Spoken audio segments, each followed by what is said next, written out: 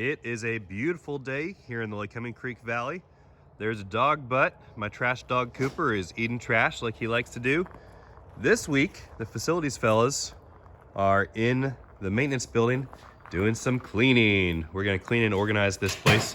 D-Swizzle is over there at the workbench, clean stuff off the workbench. Our intention is to pull every tool and other stuff out of this building, move it into the bays for the week, then go through and decide what to keep, what to clean, what to repair.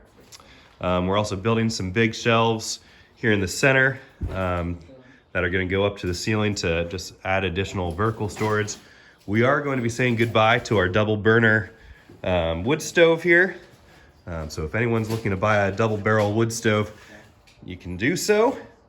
We're going to be putting a forced air furnace in here just to keep it a little warm when we need it. It's not going to be on all the time. We don't have proper insulation to be able to do something like that.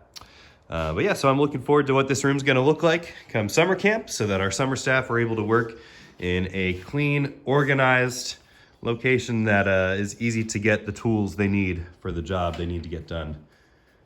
We'll be posting updates throughout the week. Boy, I hope this weather keeps up. It is beautiful.